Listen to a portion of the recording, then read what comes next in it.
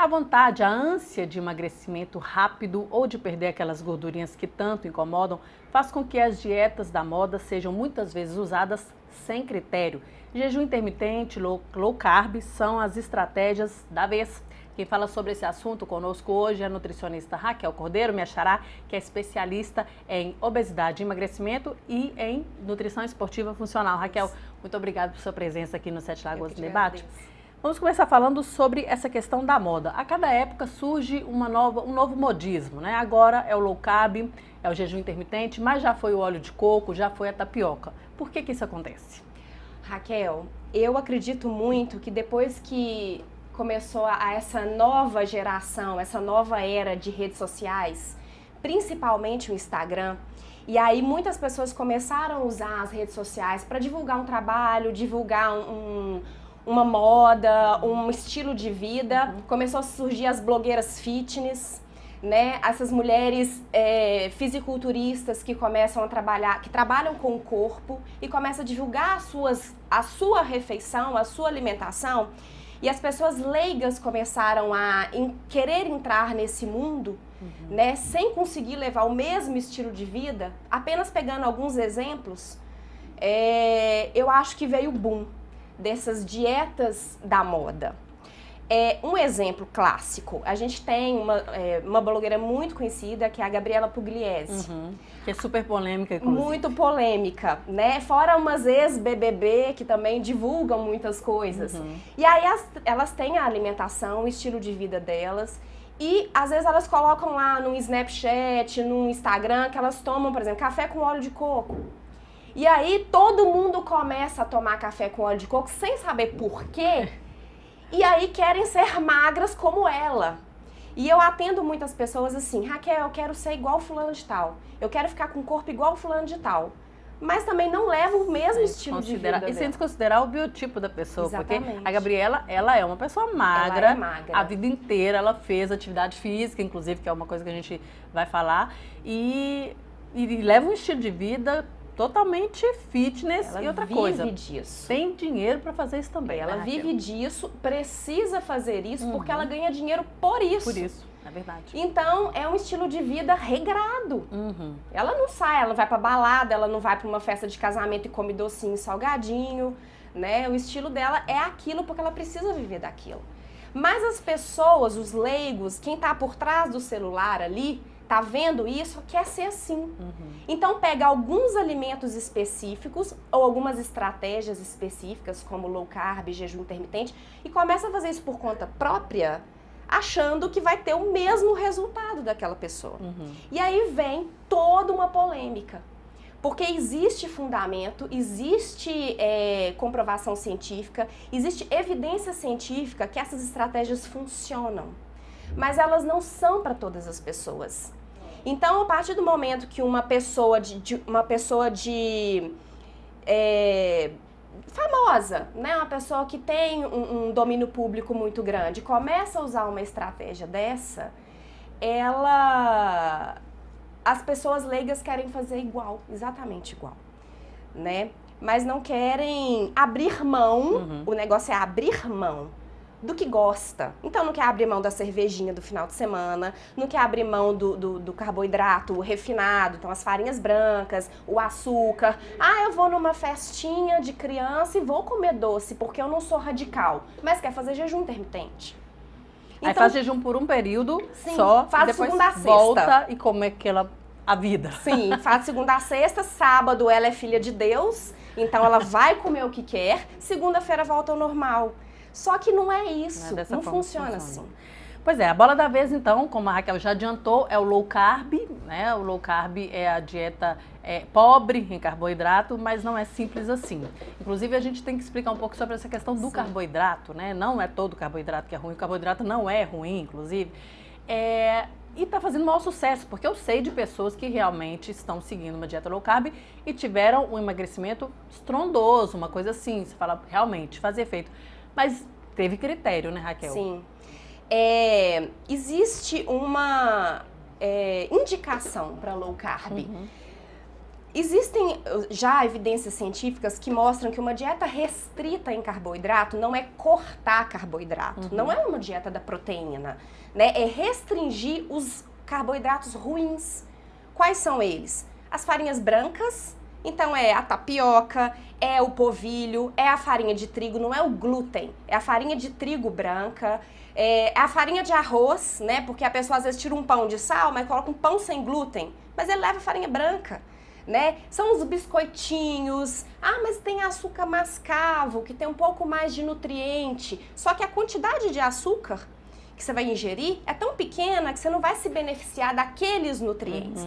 E açúcar é açúcar, né? Então a pessoa está ingerindo, por exemplo, um cookies integral, que tem farinha branca também, que tem açúcar também, e está comendo farinha o dia inteiro. Quando a gente fala em restrição de carboidrato, é evitar, não é retirar, não é excluir para sempre, até porque ninguém consegue excluir para sempre, né?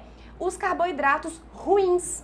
Aí tem os bons carboidratos, que devem compor essa alimentação, que é batata doce, são os tubérculos, né? Batata doce, inhame, batata baroa, a banana, sim, a banana, né? Muita gente fala assim, eu não posso comer banana. Por que não? Banana é alimento, banana vem da terra. Eu falo que os alimentos que vêm de Deus, podem. Os alimentos que são produzidos pelo homem, evite. Né? Então, os industrializados é bom evitar. E comer comida de verdade.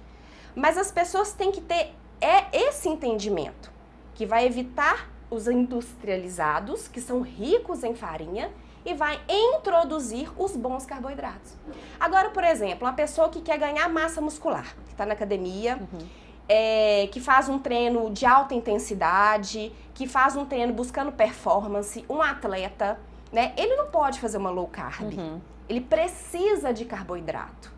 Né? Um lutador de MMA, por exemplo, se você fizer uma restrição de carboidrato dele, ele vai perder a luta. Né? Um atleta de crossfit, ele não vai ter um bom rendimento, ele não vai conseguir carregar as cargas que ele precisa carregar, porque ele precisa de glicogênio muscular, que é essas reservas de açúcar no corpo, né? No músculo, no fígado, ele precisa disso. Né? Então não é indicação para todas as pessoas. Mas a low carb, ela tem o benefício de, a partir do momento que você tira esse excesso de farinhas e açúcar do seu organismo, o corpo responde melhor para um processo de emagrecimento, por exemplo, ou controle de dislipidemias, colesterol alto, triglicérides alto, né? Um controle de esteatose hepática também, que é gordura no fígado, auxilia, né? Por quê? Porque a partir do momento que você restringe um pouco o carboidrato, você inibe um pouco a ação da insulina, que é o hormônio responsável pelo metabolismo glicose, insulina. E a partir do momento que você inibe um pouco a ação dessa insulina, você começa, e suas reservas de glicose no sangue estão mais baixas, diferente de hipoglicemia, isso é outra história, né? Você começa a demandar do corpo, ou precisa de outro substrato energético para dar essa energia para o corpo. E normalmente são as fontes de gordura. Então a pessoa consegue perder peso assim, mas é onde existem algumas limitações. Uma pessoa que tem algum transtorno emocional e psicológico, uma bipolaridade, pessoa que sofre de muita ansiedade, de compulsão alimentar, de depressão, né, que já tem desequilíbrios de neurotransmissores, que é a serotonina, que é o cortisol, elas não devem fazer low carb. Muito menos jejum. Porque uma pessoa que tem os níveis desses hormônios muito baixos, por exemplo, a serotonina, que é o hormônio do bem-estar, muito baixo, e o cortisol, que é o hormônio de estresse, muito elevado, se ela fizer uma restrição muito brusca de carboidrato, ela vai ter um desequilíbrio maior ainda. E aí ela pode entrar numa crise compulsiva, né, de comer carboidrato demais. Antes ela comia, por isso que entra o equilíbrio. Antes, às vezes, a pessoa conseguia comer um quadradinho de chocolate. Uma pessoa que tem algum desequilíbrio de neurotransmissor, vai comer um quadradinho de chocolate, ela vai comer uma caixa de chocolate, num efeito rebote, por causa de uma restrição exagerada. Por isso que tem que ter um acompanhamento, tem que ter uma avaliação de um profissional que estude bastante essas estratégias para perceber se aquela pessoa deve ou não usar essa estratégia. Eu atendo muito no consultório pessoas que já chegam falando, eu já faço low carb. E aí eu falo, me relata a sua low carb, me fala como que é a sua low carb. Aí ela vai falando, tá basicamente uma dieta da proteína. Ela simplesmente cortou mesmo o carboidrato. E agora eu já tô perguntando, o que você entende por low carb? Quando você fala que você faz low carb, o que é low carb para você? Muitas falam, é cortar o carboidrato. Não é isso. E aí entra um outro problema, que o termo usado nas redes sociais é LCHF, que em inglês é Low Carb High Fat. Em português é baixo carboidrato e alta gordura. Aí entra um outro problema. As pessoas deixaram de comer, às vezes, os carboidratos ruins, mas introduziram muita gordura na refeição.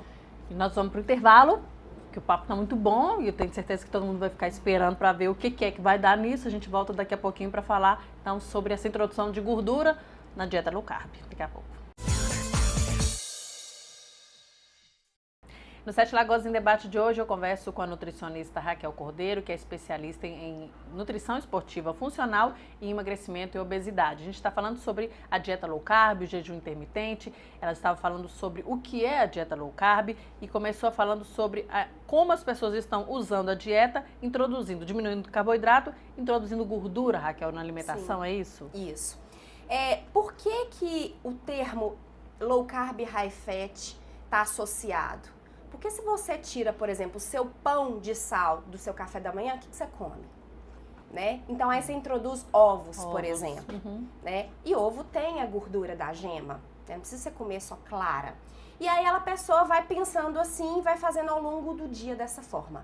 O que eu vou comer no lugar do meu biscoito? Então eu vou colocar castanhas. O que eu vou comer no lugar do meu arroz e feijão? Que as pessoas tiram até arroz e feijão, que é alimento.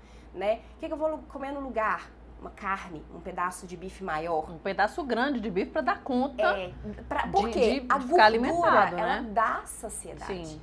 Então, se você coloca um azeite na sua salada, isso vai promover mais saciedade do que o simples fato de você comer só a salada sem nada.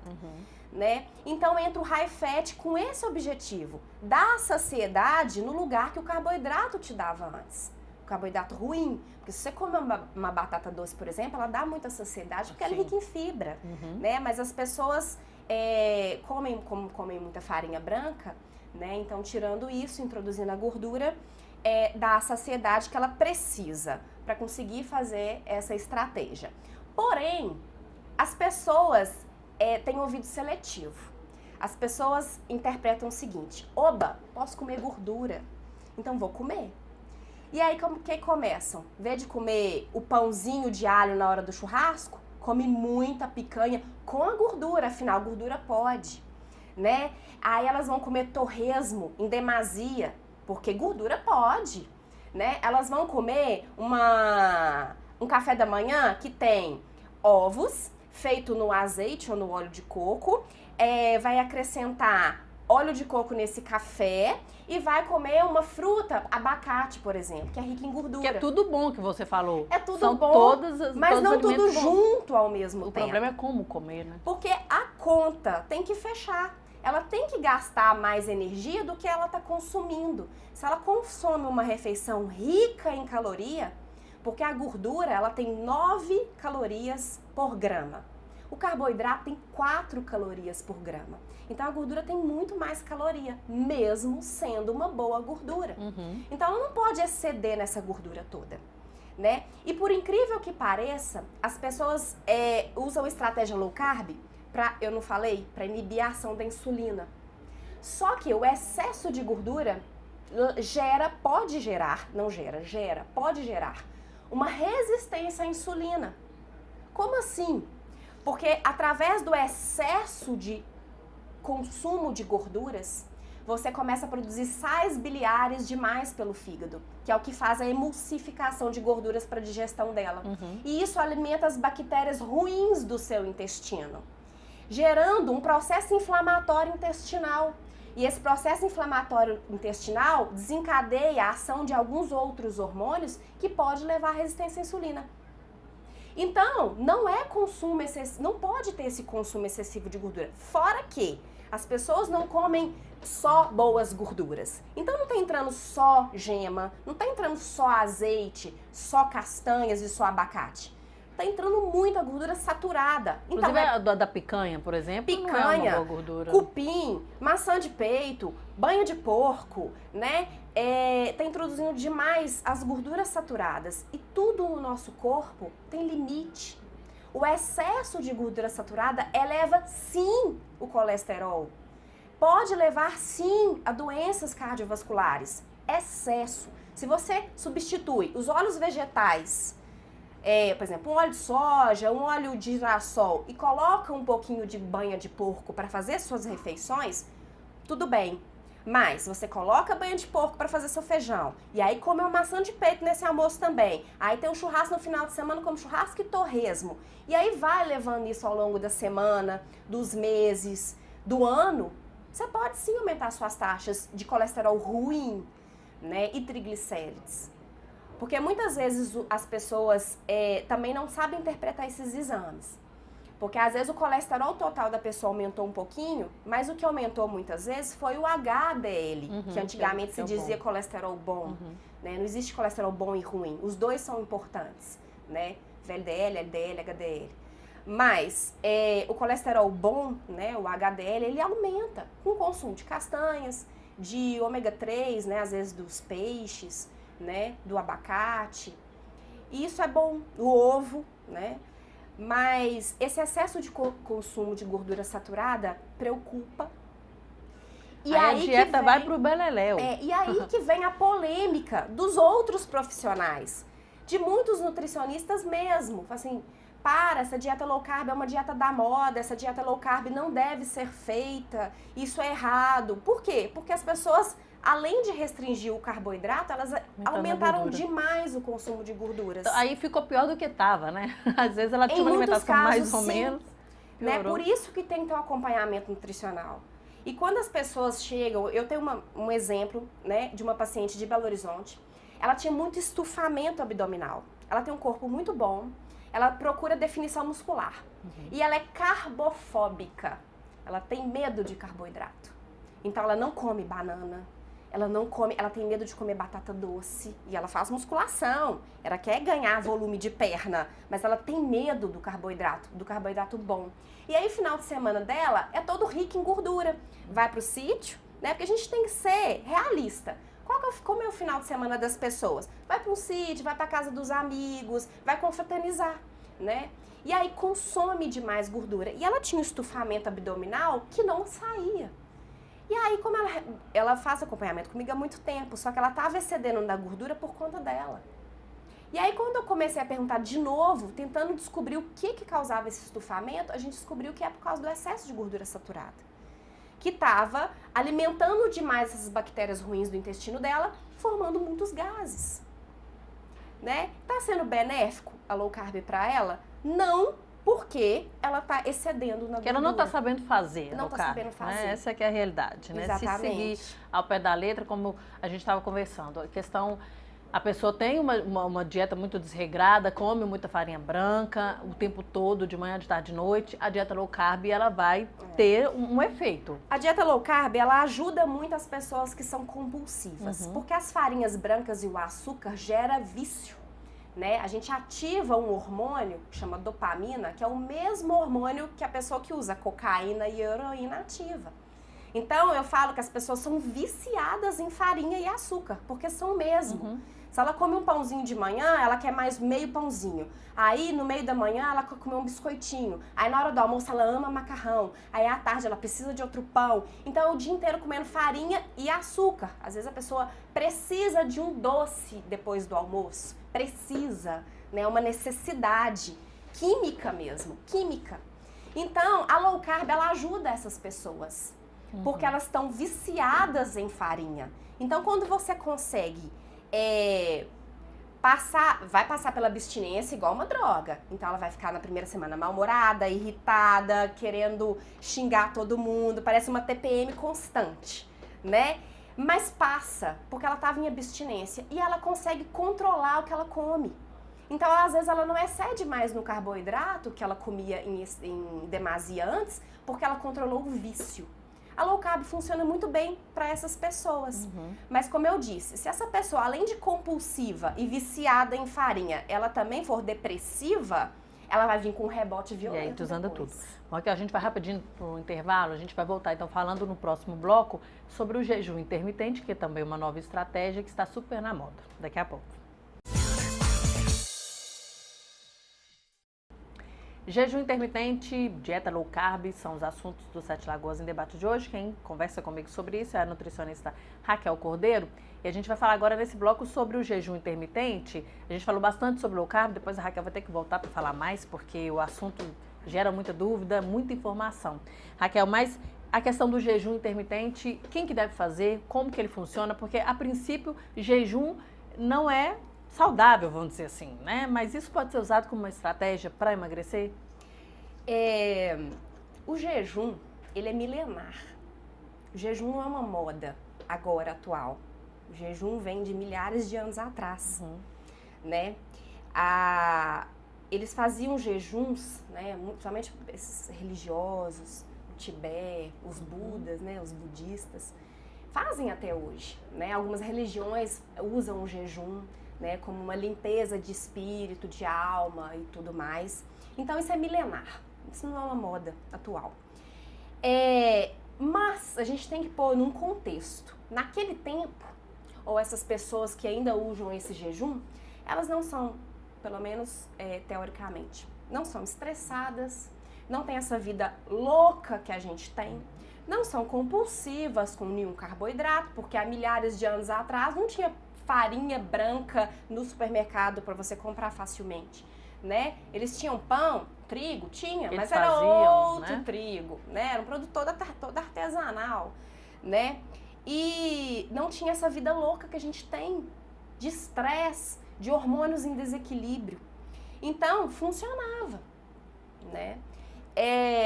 O jejum, ele não é ruim, desde que seja feito no momento oportuno, no momento certo, como estratégia. Outro dia uma pessoa falou assim, eu faço a dieta do jejum. Se você está em jejum, você não está em dieta. Você não está fazendo dieta, né? Então não é uma dieta, a dieta do jejum intermitente, é uma estratégia. Há evidências científicas em revistas renomadas, revistas internacionais, então a gente tem um respaldo científico para falar um pouco de jejum. O jejum de 12 horas, por exemplo, você faz sua última refeição foi 8 da noite, você vai tomar um café 8 horas da manhã, que é um jejum teoricamente fácil, né, de ser feito. Ele está muito relacionado com longevidade.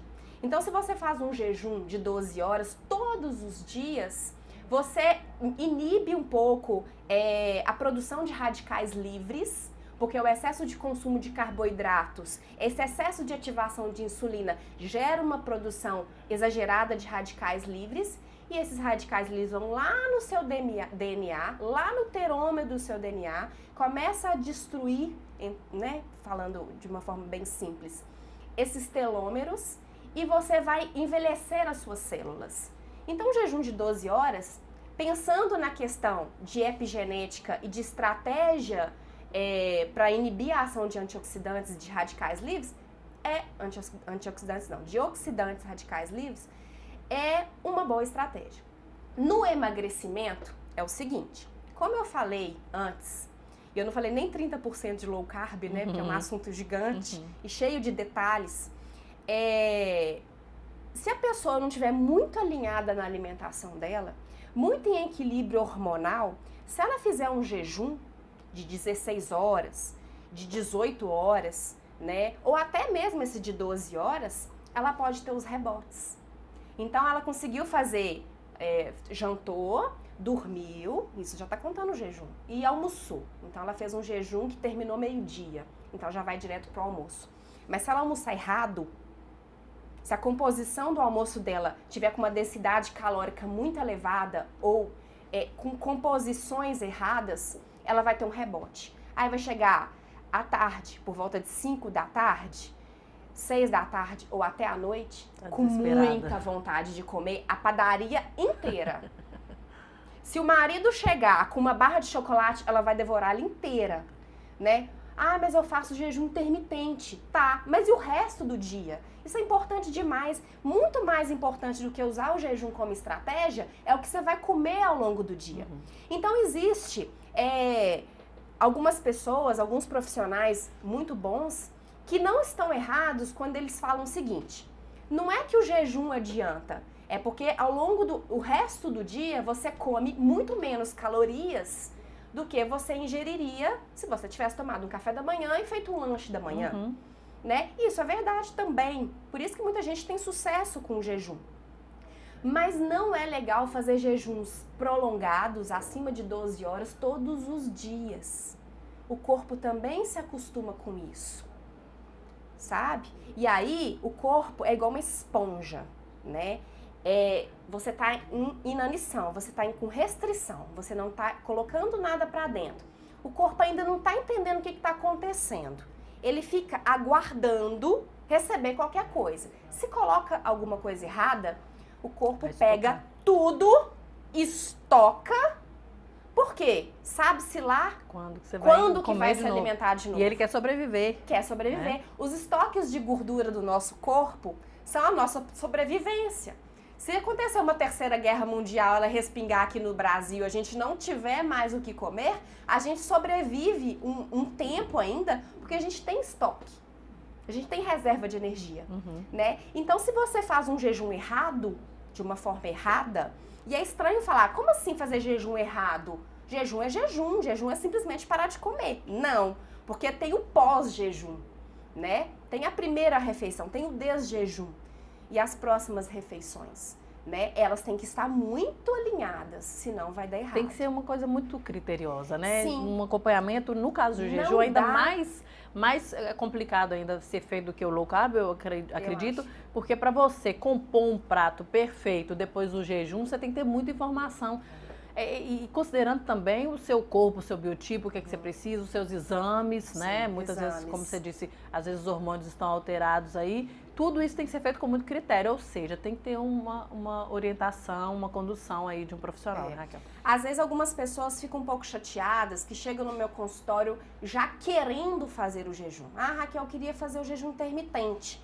Só que a pessoa está muito despreparada, né? Ela não tem ainda um hábito alimentar bacana, saudável, para eu introduzir essa estratégia. E essa estratégia, ela tem começo, meio e fim. Ela acaba. Só que para ela começar, existe uma etapa. Para você chegar no seu objetivo final, você tem que cumprir várias metas pequenininhas para você chegar lá no final. Às vezes o obeso tem que perder 30 quilos. Se ele começar fazendo uma low carb, um jejum, mas se ele tiver com os hormônios todos desequilibrados, a alimentação dele era extremamente ruim, era viciado em farinha e açúcar, ele pode se dar muito mal, né? E aí se tornar uma pessoa compulsiva, engordar tudo de novo e ser uma pessoa frustrada. Aí mexe mais ainda com os neurotransmissores. Porque uma pessoa chateada, frustrada com o próprio corpo, ela tem a serotonina lá no pé, lá embaixo. E vai descontar na comida também. Vai descontar na comida e vira um ciclo vicioso. Exatamente. Um efeito que depois, para reverter isso aí, é mais complicado ainda, né, Raquel? Felizmente, nosso tempo acabou, tanta coisa pra gente falar, né? Então, você já veio a primeira vez, vai vir a segunda, a gente vai falar muito mais sobre o assunto, sobre outros assuntos. Quero agradecer muito sua presença aqui, Sete Lagoas no Debate, viu? Muito obrigada. E eu só quero falar uma coisa. Independente da estratégia, independente do profissional nutricionista que você procura, porque hoje já tem várias linhas dentro da nutrição, independente do que você objetiva, tudo tem que ter equilíbrio. Então não adianta forçar uma barra fazendo um jejum, forçar uma barra fazendo um low carb, sendo que você não está bem com isso. Porque saúde é se alimentar bem, mas tem que ter uma mente saudável. Isso tem que ser sustentável. Se não for sustentável, não vale a pena. Não adianta uma pessoa que deu certo com a low carb, para ela deu certo, às vezes para você não vai dar. Então você tem que fazer algo que é bom para você. Por isso que entra o profissional nutricionista para usar a sua individualidade a seu favor. Por isso que eu não gosto de dieta da moda, porque a dieta boa é a dieta feita para você. Que funciona. Que funciona. Tá certo. Mais uma vez, obrigada, Raquel. Obrigada a você. E obrigada a você por sua companhia. Até o próximo programa.